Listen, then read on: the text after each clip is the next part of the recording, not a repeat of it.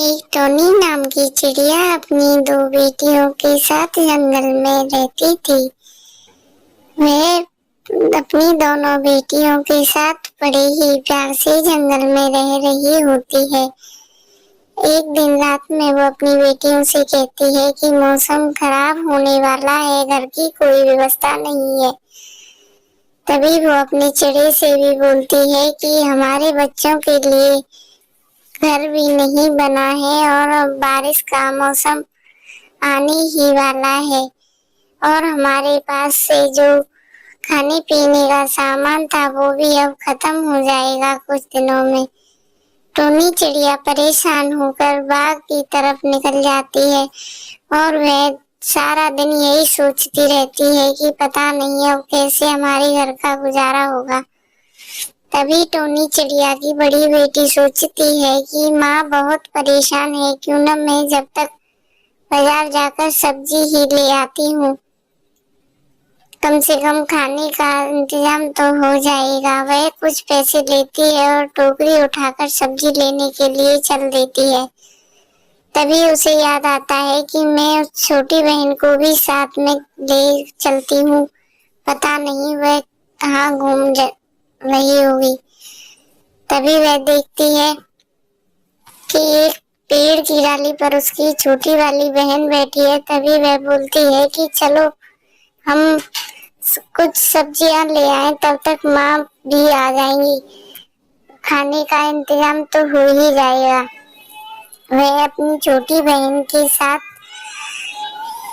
सब्जी लेने के लिए चली जाती है, बोलती है तो वह भी उसके साथ सब्जी लेने के लिए चली जाती है। दोनों बहनें टोकरी उठाकर बाजार की तरफ चल देती हैं और बाजार की तरफ जाते हुए वह धीरे धीरे उड़कर सब्जी वाले की दुकान पर पहुंच जाती हैं।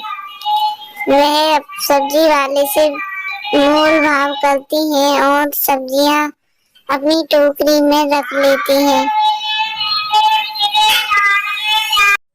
वह उस सब्जी वाले से टोकरी उठाकर अपने घर आ जाती है। वहाँ टोनी चिड़िया उनसे कहती है कि बेटी सब्जी ले आई तो चलो मैं खाने का इंतज़ाम करती हूँ।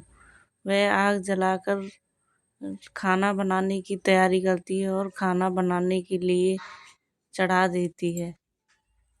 तभी वह दोनों माँ बेटी आपस में बात कर रही होती हैं। माँ, आज तो इंतज़ाम हो गया है, लेकिन कल का खाने का इंतज़ाम कैसे होगा और रहने के लिए भी कुछ नहीं है हमारे पास।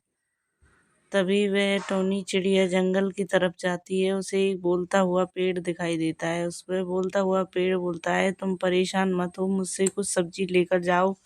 यह सब्जी तुम दुकान पर बेचो, ये कभी ख़त्म नहीं होगी।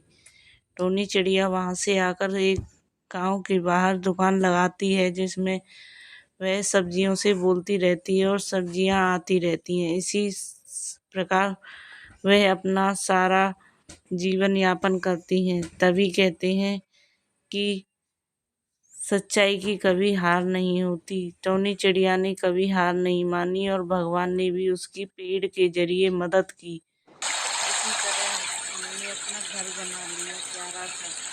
वह नदी किनारे अपना बहुत ही प्यारा सा घर बनाकर रह रही थी। इसीलिए कहती हैं कि सबकी मदद करनी चाहिए। आप भी मेरे चैनल को लाइक शेयर सब्सक्राइब करना ना भूलें। Thank you.